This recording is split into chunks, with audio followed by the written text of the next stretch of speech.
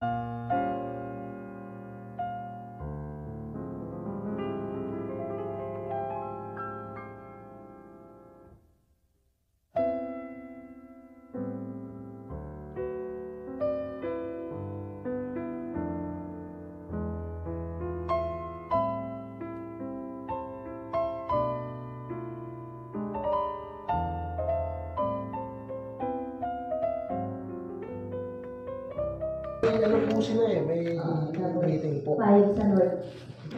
May meeting. Opo, sa ano po yata mga sekretary po yata.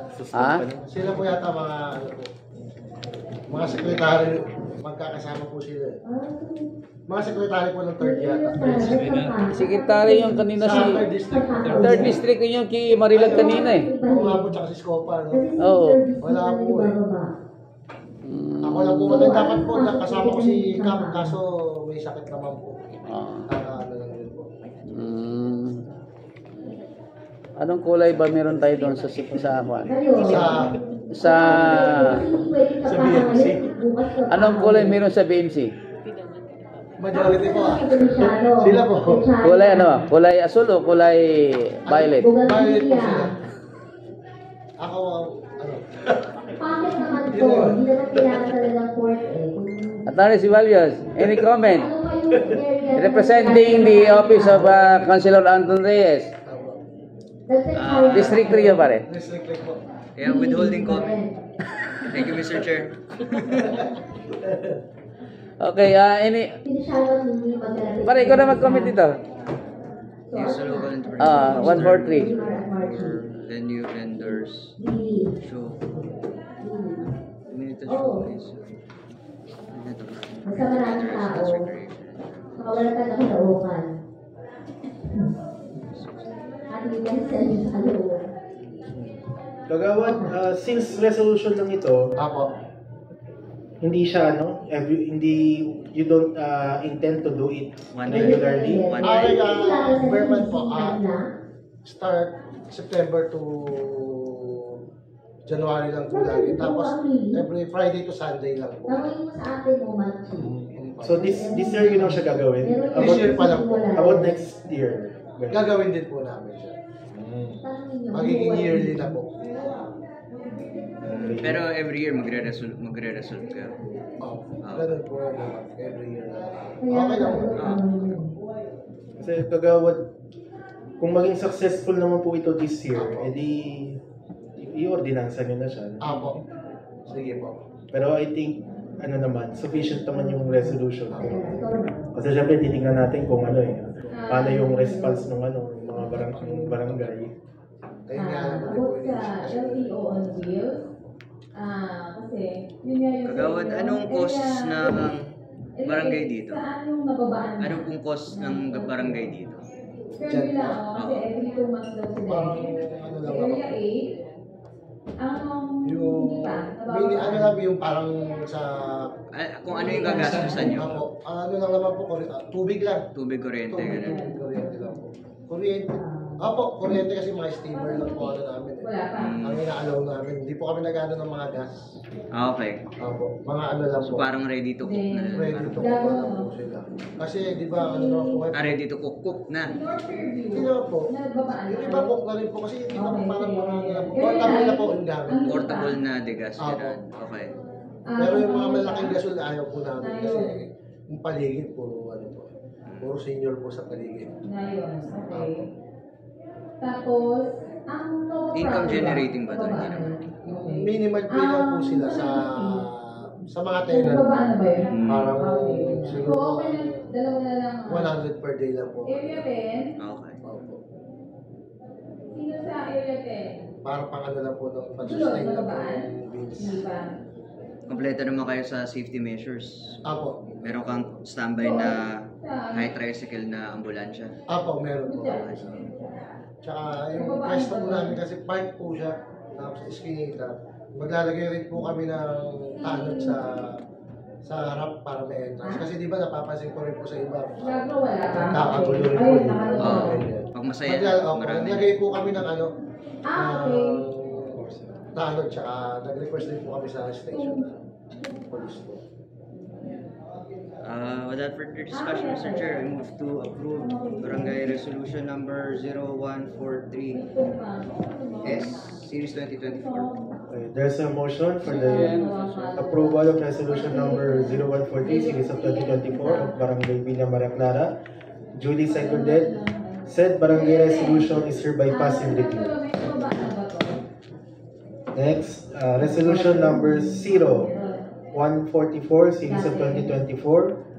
A resolution to establish a pedestrian lane along P. Pelae Street across J. Rizal Street near the waiting shed and Raha Matanda Street across T. Mascardo Street for the security and safety of the residents of Barangay Villa Maria Clara, particularly the children and individuals who are more at risk. Gawad, please. Nababaan na? Naggawa din po kami ng resolution kasi na-observe po namin doon sa tawiran po namin kasi papuntang school po. May mga 3 beses na po na-aksidente po doon na bata. Tsaka senior. Sa T. Mascardo, corner Matanda po. Tsaka doon na rin po sa may ano po sa Pilaes Corner, J. Rizal, yung tagusan niya po papuntang Libis. Meron na daw eh. Doon po. Eh, may nasagasaan na rin po kasi doon. Pero Para po. ang plano ko ilagay dito sa barangay. Mabawasan din po tayo. Barangay, hindi dun sa mga... Nakakatatlo na yung disgrasya po doon. Pero hindi naman po na So, mga ibigay- napilayan po. Karamihan po estudyante. Kasi kabilaan po may school.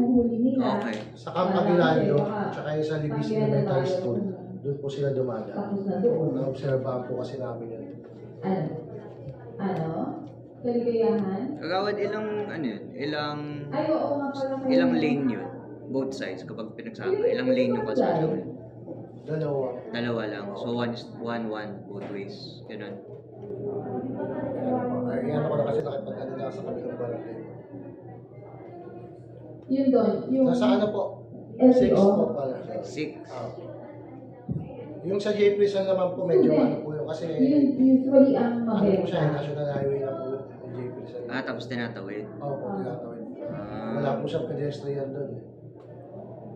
Mga galing papuntang Cubao tsaka papuntang Labor Hospital po. Yung Karamihan po kasi yung mga nakakadisgrasya, mga jeep. Papuntang Labor Hospital. Opo, galing Cubao, 20th Avenue. Oh, Kung tumatawid, lumalabas galing Libis din po. May skinita po itong connection sa ano eh, yung mga Barangay Bayanihan. Alabas po sa barangay namin. ito ba yung parang paakyat? Ayun. Hindi. Hindi Yun na. eh. Yan, Yun. mga driving school. Para siyang skinita lang po yung lalabas sa inyo. Tapos paglabas po, mga ano na po siya. Sakayan na ng jeep. Galing Cubao. Galing Cubao, 20th Avenue, pasok po ng J. Silang, tapos kanan ng J. Rizal, kahabaan na po yung jeep sa hanggang corner Aurora na po yun eh, yung daanan ng mga jeep na yun. Yung Buntis Okay. Day, meron ba kayo sa barangay? Pero may traffic yun tapos may na-accident. May na Wala, sa area po namin wala, ang traffic lang po dun sa ano po, Area 8. nasa Labor Kailan Hospital sa'yo? na po. Wednesday. Sa kabilang barangay. Wednesday Eh ngayon po, nag-ano po kami ng mga tanod na lang ngayon. Kasi di ba may mga corner din po kasi na one way. Naglalagay na po kami per street. Ang Bantay interview? din po. Tsaka yung kantong marami na sasagasaan po. Everyday? Ginagawa naman po terminal ng jeep kaya gusto rin namin sana talaga pedestrian para naging tambakan ng mga jeep po yun. Ano, may bakuna din ng bata. Imbis na tawiran po kasi sa kabila, mapapasok. Nakaharap po sila sa daan. Yung mga bata, umiikot pa po. Minsan hindi nila nakikita yung mga sumasalub, ay dumaan sumusulpot na lang po sa likod. So, kahit maglagay ka ng stop sign, useless kasi hindi rin kita may jeep na ano doon. Ay kung maglagay po, makikita na po siya dun sa ano. Kasi ngayon po, ngayon lang po, nakapark po kasi yung mga jeep doon. Pag nandun na po yun, mag-iipit na po kami. Nag-iipit naman po talaga kami kaso sadya lang po matitigas din ang ulo minsan pag walang bantay po eh. Pero madalas naman po may nakatambay po na tanong po dun sa amin.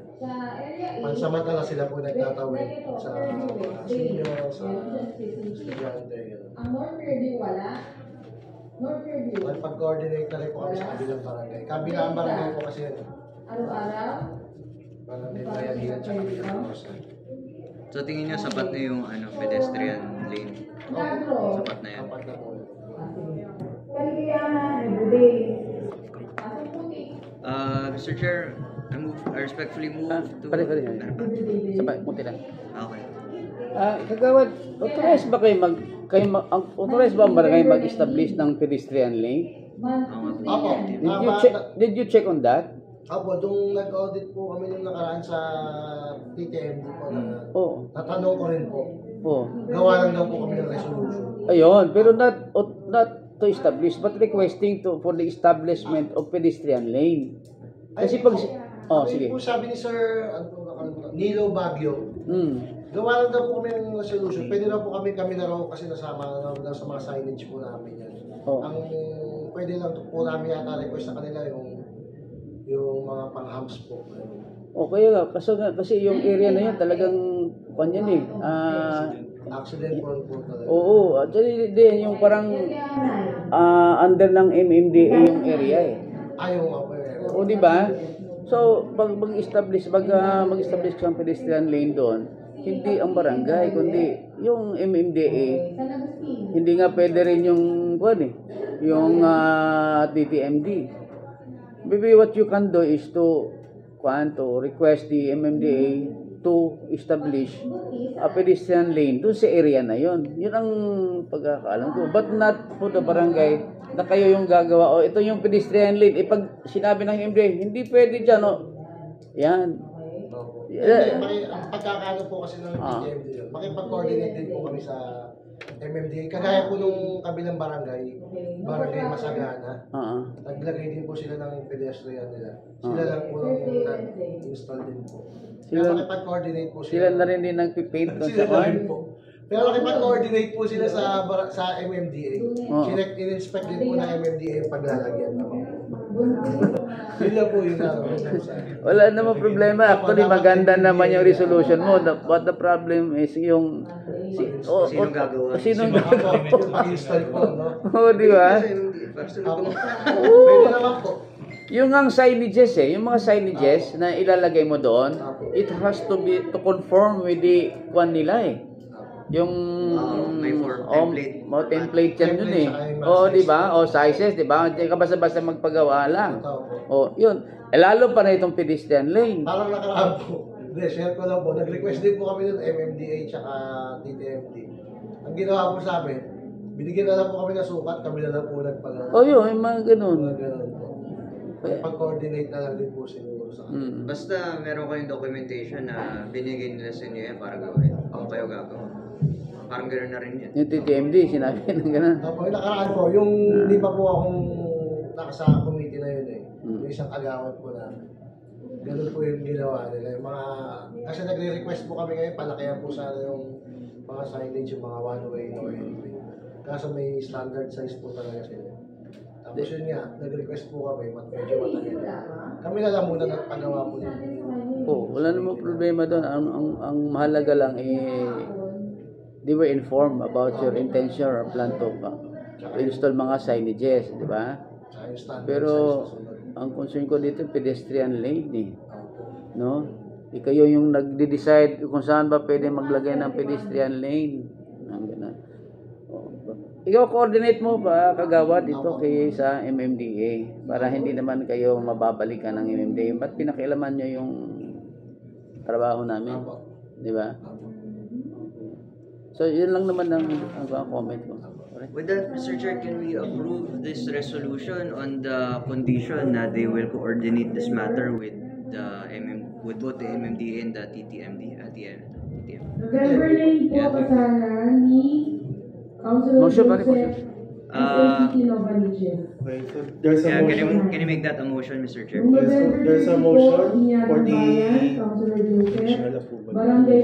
For the conditional approval of resolution number 144 series of 2024 of Barangay Villa Maria Clara. Second, Mr. Chair. Duly seconded. Said resolution is hereby conditionally approved subject to the proper coordination with the MMDA and TTMD. So, San Bartolome po ito. Para din, meron kayong magandang documentation, di ba? Para makita, may authority, binigyan, parang kahit may tacit authority, di ba? Binigyan kayo kung kayo gagawa. Okay, so thank you, Kagawad. Barangay Kalusugan.